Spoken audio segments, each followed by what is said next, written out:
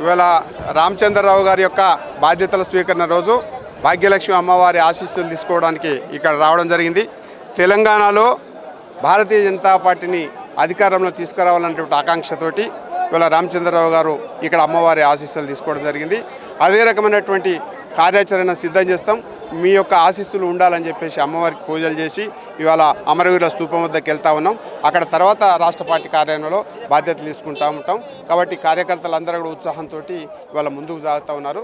ఇది ఒక శుభ పరిణామంగా భారతీయ జనతా పార్టీ కార్యకర్తలు భావిస్తారు. అంటే రానున్న జిహెచ్ఎంసీ ఎన్నికలు కానీ స్థానిక సంస్థల ఎన్నికలు ఏ విధంగా ముందుకెళ్తున్నారు? స్థానిక సంస్థల ఎన్నికలు కానీ ఈ తర్వాత జిహెచ్ఎంసీ కానీ గెలిపే లక్ష్యంగా పనిచేస్తాం. దానికోసం ఆల్రెడీ కార్యాచరణ సిద్ధం చేసినాం. రేపు ఉద్యమానికి శ్రీకారం చుట్టేది ఉంది.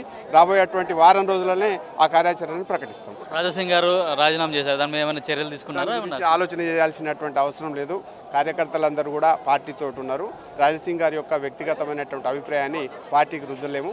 కాబట్టి రాజాసింగ్ గారి యొక్క ఇష్టానుసారంగా చూసుకుంటే మంచిది. అంటే రాజీనామాను యాక్సెప్ట్ చేస్తారంట మీరు? అది కేంద్ర పార్టీ చూసుకుంటుంది, నడ్డా గారు చూసుకుంటారు, కేంద్ర నాయకత్వం ఆలోచనిస్తుంది. ఎమ్మెల్యేది రాష్ట్ర పార్టీకి సంబంధం ఉండదు. ఈరోజు భారతీయ జనతా పార్టీ తెలంగాణ కొత్త అధ్యక్షుడిగా రామచంద్రరావు గారు భాగ్యలక్ష్మి మాతా మందిర్ యొక్క ఆశీర్వాదం తీసుకొని ఈరోజు ప్రమాణ స్వీకారం చేయబోతున్నారు, బాధ్యత తీసుకోబోతున్నారు.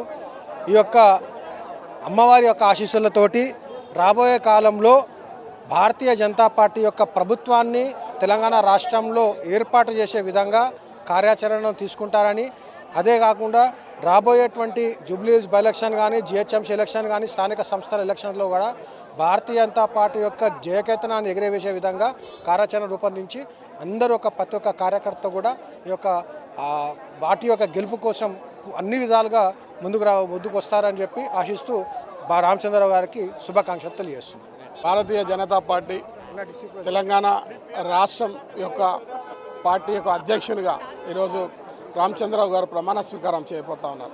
దానికి సంబంధించి ఈ యొక్క భాగ్యనగరం లోపల భారతీయ జనతా పార్టీ ఏ కార్యక్రమం తీసుకున్నా ఆ భాగ్యలక్ష్మి మాత యొక్క ఆశీర్వాదం తీసుకొని ముందుకు పోవడం అనేటువంటిది ఒక ఆనవాయితీ.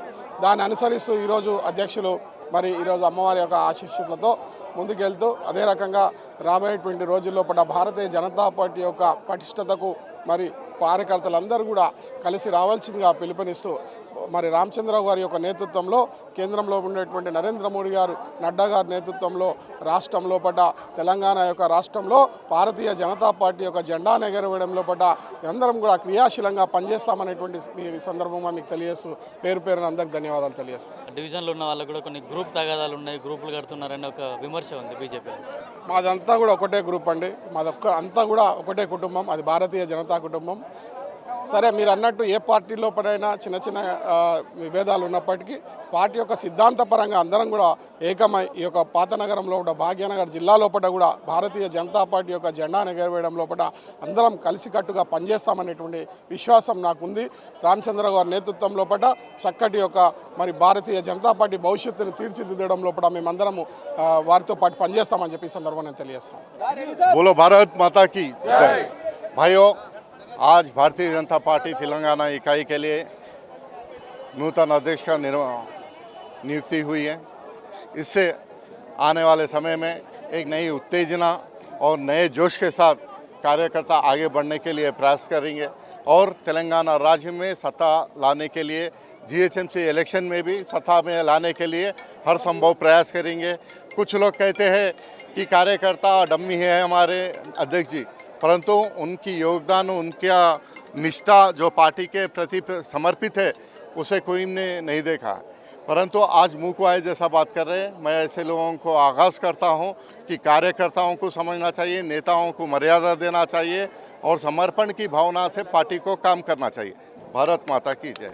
పెద్దలు గౌరవనీయులు మా యొక్క మాజీ ఎమ్మెల్సీ ప్రస్తుత బీజేపీ నూతన రాష్ట్ర అధ్యక్షుడు ఎన్ రామచంద్రరావు గారు చార్మినార్లో ఉన్నటువంటి భాగ్యలక్ష్మి మాత దర్శనానికి విచ్చేసి అమ్మవారి యొక్క ఆశీస్సులు తీసుకొని రాబోయే కాలంలో తెలంగాణ రాష్ట్రంలో భారతీయ జనతా పార్టీని ముందుకు నడిపి రాబోయే రోజుల్లో తెలంగాణలో బీజేపీ గవర్నమెంట్ని ఏర్పాటు చేసే విధంగా కృషి చేస్తారని అందరం ఆశిస్తున్నాము. అలాగే అమ్మవారి యొక్క ఆశీస్సులు అలాగే ఉండాలని అమ్మవారిని కోరుకుంటూ మేమందరం కూడా కార్యకర్తలందరం కూడా రామచంద్రరావు గారు ఒక మేధావి, రామచంద్రరావు గారు ఒక ఇంటలెక్చువల్, రామచంద్రరావు గారు ఒక సుప్రీంకోర్టు లాయర్, రామచంద్రరావు గారు 40 ఏళ్ళ కార్యకర్త, ఏబీవీపీ నుంచి ఆర్ఎస్ఎస్ నుంచి బీజేపీ వరకు ఎదిగి తెలంగాణ రాష్ట్ర అధ్యక్షుడైన సందర్భంగా వారితో పాటు మేమందరం అహర్నిశలు కృషి చేసి తెలంగాణలో కాంగ్రెస్ను బొందబెట్టే విధంగా, కాంగ్రెస్ను భూస్థాపితం చేసే విధంగా భారతీయ జనతా పార్టీ కార్యకర్త ప్రతి కార్యకర్త రామచంద్రరావు అన్న వెన్నంటుండి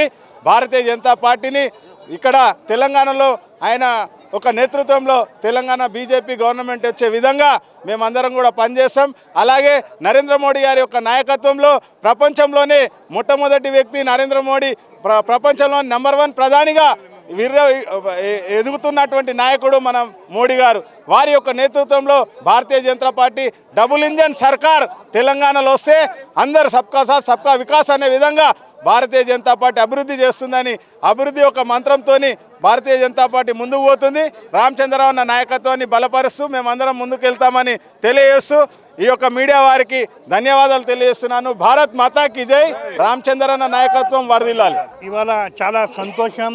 మా అధిష్టానం ఇవాళ పాత కార్యకర్త ఒకే పార్టీలో పుట్టి పెరిగి నీతి నిజాయితీతో ఉండి పార్టీ కోసం కష్టపడి భారతీయ జనతా పార్టీకి ఇవాళ ఇక్కడ తీసుకొచ్చారు. మేమందరు కార్యకర్తలు చాలా ఉత్సాహంలో ఉన్నాం.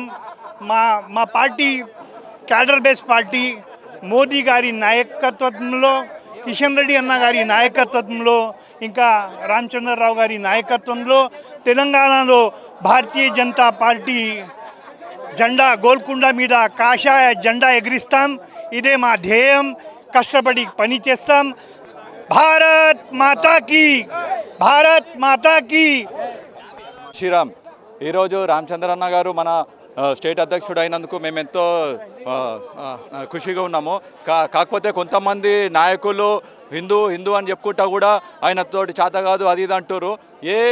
ఎవరు లేని టైంలోకి వెళ్ళి రామచంద్రన్న బీజేపీలో ఉన్నాడు. కొంతమంది నిన్న మొన్న వచ్చిన నాయకులు వీర పార్టీలలోకి వెళ్ళి వచ్చిన నాయకుడు ఆయనకు చేత కాదు, నాకు ఇస్తే నేను ఏదో విధంగా పెద్దగా పీకేస్తా అది చేస్తా అంటారు. ఎవడు హిందూ కాదు, మేమంతా హిందువులమే. ఒకటే ఒక లీడర్, నేనే హిందూని, నేనే మొత్తం చేసేసిన, నేనే వీకేసిన అంటుంది. కానీ ఏ హిందూ మొన్న నేను ముత్యాలమ్మ టెంపుల్ ఇష్యూలో జైలుకి పోయి వస్తే కిషన్ రెడ్డి గారు, మళ్ళీ ఈటల రాజేందర్ గారు, రామచంద్రన్న గారే స్వయంగా ఉండి నన్ను ఇడిపించుకొని వచ్చిండు. కానీ ఇవాళ దినము ఎవడో హిందూని నేను హిందువుల కోసం కొట్లాడినా, హిందువుల కోసం అది చేసిన అంటుడు. కానీ ఎవడు హిందువుల కోసం కొట్లాడలే.